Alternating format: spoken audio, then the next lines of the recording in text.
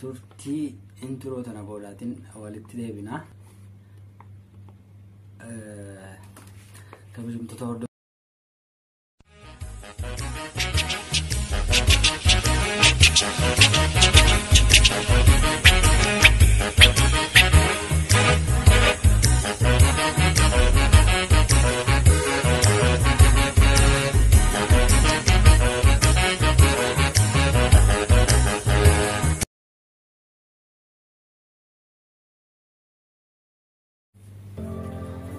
السلام عليكم ورحمة الله وبركاته. كم جرتني يا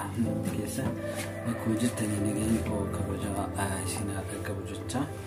أجا حرنا جا فيلي سينا جا فتن يوتيوبرتي جا في اللي فتن جا فتاجي يرودر بتنسين ترى أجرتي إنه تم راسة جا فينا ديسة نمكون أربعين ترى place قاعد تليف أجيبي سنين لا تخطفه سنين دقة تي إنترو نابولا ولكليبنا تودتوك كذا إذا فين جرا قابي كفا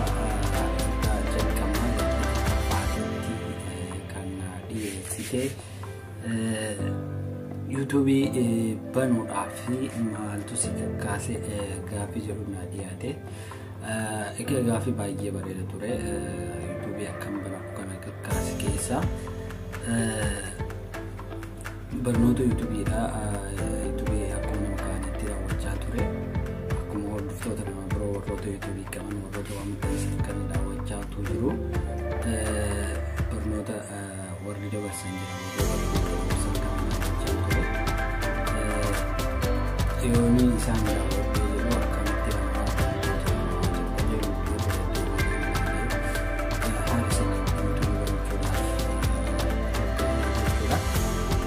YouTube banuuf yookiin erga hawwatee booda hamdan turtee wantee gaaffii jedhu naadiyaate dhugaa gaaffii baay'ee jawaabee waan ta'eef ani YouTube banuudhaaf yoo xiqqaate YouTube lama balleessee jira inni amma kun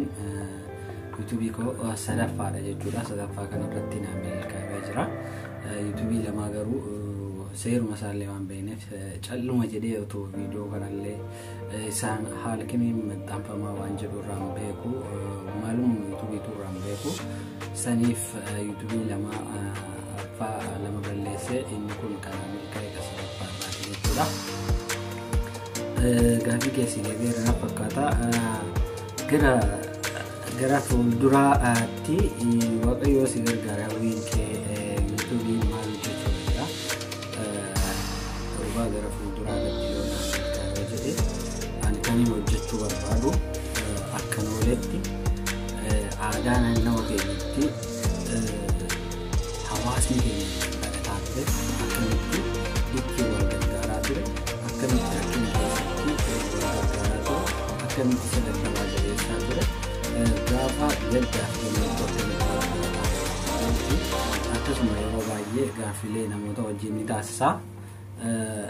yoonin rabbina jiraachisee gara fuulduraatti waa'ee namoota manguddoolee bira dhaqee aadaa fi seenaa Oromoo qoradhee isinii dhiyeessuudhaaf waadaan isinii galee rabbina jiraachisee gara fuulduraatti yoo rabbi jedhe kanaan hojjedha jedhee yaada akkasuma tola ooltummaa namoota illee gargaaruu irratti ni hojjedha jedhee yaada yoo rabbi gargaaree naan milkaa'edha.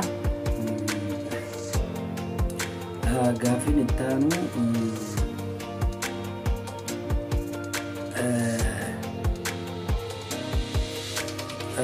nama YouTube banatuuf gorsa maal qabda?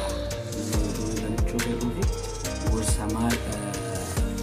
qabda waan jedhu irratti kan namni eenyu Oromoo kamiyyuu sooshaal miidiyaa irraa jechuun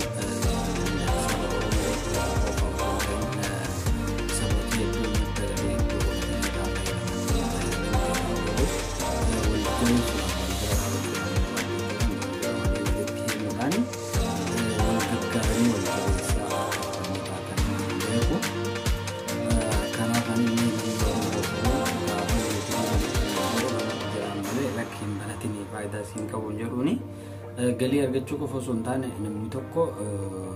hawaasa keessatti dhiibbaa guddaa yookaan jijjiirama guddaa uumuu danda'a gatii ta'eef banatu itti fayyadamuun jedha kanumaan gorsa. Gara gaaffii itti aanutti yoo ceenu immoo haala barnoota YouTube irratti barnoota utuu dabarsite dandeettii qabdullee gatii beeknuufu barnoota osoo achirratti nuu kennitu waan godhu na kaaste guddaa galatoomdaa fi natti na kaaste haala YouTube irratti ammaaf qophaa'ina ittiin qabu maaliif chaanala barnootaatiitti yoo fedha rabbiitiif taate waan hin beekurraa gara fuulduraatti chaanala barnootaa banii hamma hin danda'urraa akka barnoota namni irraa fudhatu inni godha jedhee yaada gara fuulduraatti gaaffii kanumaan bira ta'a gadattaanu gaaffiin ittaanu sooshaal miidiyaa irratti kan gatii irra caala kaffalu kamii sooshaal miidiyoota jiran keessaa Tiwutariin jira, Feesbuukiin jira, TikTokiin jira, YouTubein jira. Deebii kanaaf immoo sooshaal miidiyaa keessaa kan fayyadamaa jiru YouTubeidha waan ta'eef kanaaf kan YouTube jedhee yaada. Sooshaal miidiyaan biraallee ni kaffalu jedhama. Kanaaf kan hin argee yookaan kan hin beeku yoo jiraate YouTubein ni kaffala. Kanaaf kan YouTubeidha jedha silaaluu dandeetta.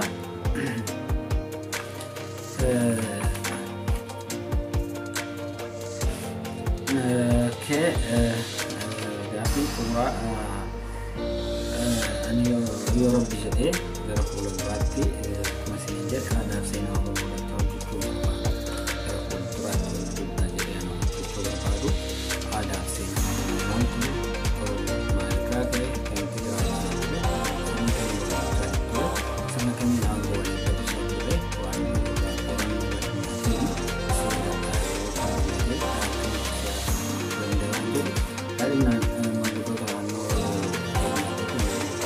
waan barbaadee qoratee waan sana irratti hojjechuu qaba. Namoonni ani galateeffachuu barbaadu jira. Namoonni ani galatoomaa ittiin jechuu ni barbaadu. Tokkoffaa irratti nama garmalee na jajjabeessuudhaan wantoota ani hin beeknellee akkan baradhuu fi kallattii fi karaa hedduu natti akeekuudhaan baay'ee na waliin ifaarre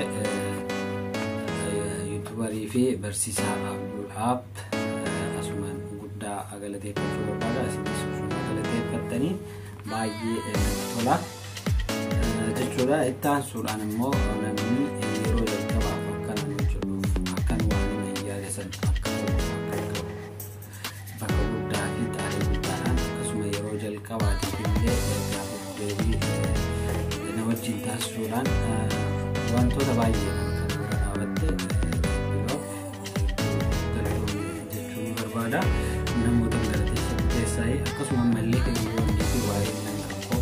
warroonni na wajjin dadhabdanii na wajjin haaraa turtan